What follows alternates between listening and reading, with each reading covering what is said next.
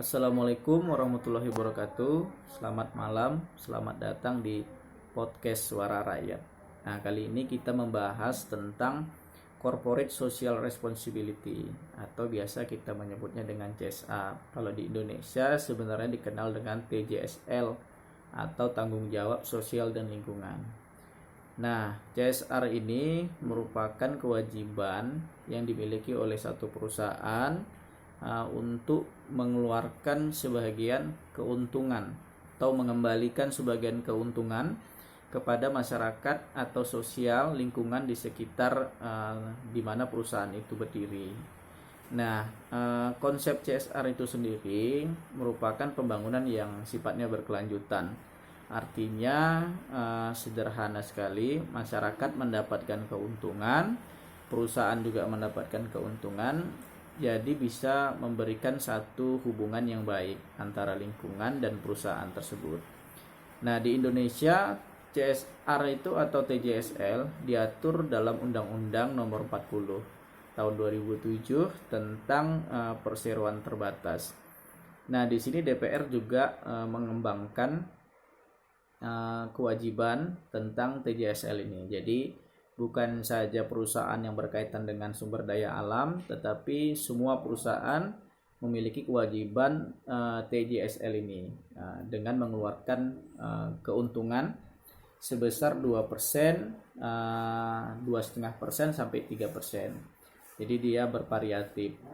Nah, TJSL ini atau CSR dia dikeluarkan dari keuntungan, bukan dari biaya produksi.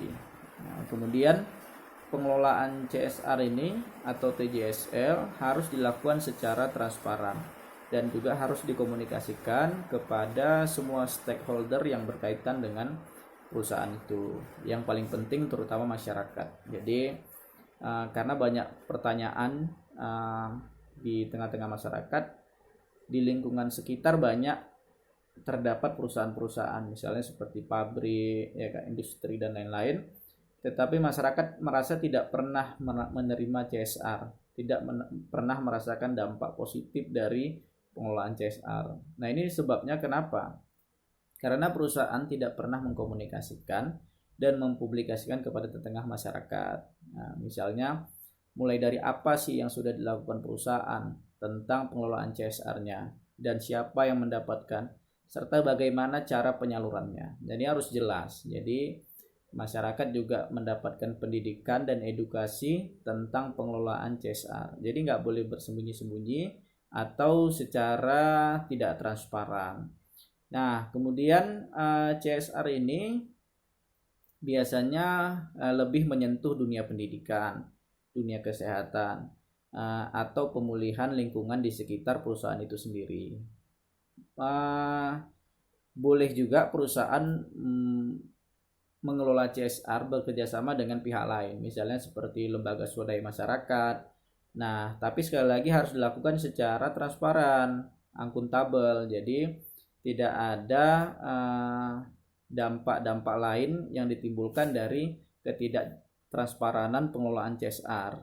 Nah, secara sederhana kalau kita membahas tentang CSR, kita membahas tentang pengelolaan dampak. Karena dalam satu perusahaan pasti dapat menciptakan dampak positif dan tapi juga dapat menciptakan dampak negatif. Kalau dampak positif yang dilakukan, perusahaan atau perseroan hanya melakukan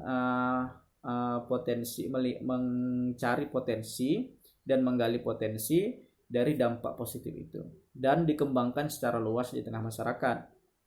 Tetapi bagaimana kalau misalnya dampak dari pengelolaan perusahaan menciptakan dampak yang negatif? Nah, ini tidak hanya sekedar cuman mencari potensi negatif dan menganalisisnya, tapi perusahaan juga harus bisa melakukan proses restorasi misalnya, atau membuat proses kompensasi kepada masyarakat. Nah, ini penting, pendidikan ini harus disampaikan kepada masyarakat. Nah, apakah ada perusahaan yang tidak melakukan CSR? Mungkin saja ada. Nah, karena hukum di Indonesia peraturannya di undang-undang tentang PT perusahaan perseroan terbatas tidak mengatur secara tegas apa sanksinya. Cuman menyebutkan di situ bahwa perusahaan yang tidak melakukan CSR atau tidak mengeluarkan TJSL akan diberikan sanksi sesuai perundang-undangan yang berlaku. Nah, kalau kita merujuk perundang-undangan, yang paling memungkinkan itu peraturan daerah. Tapi problemanya di setiap daerah kan peraturannya berbeda-beda.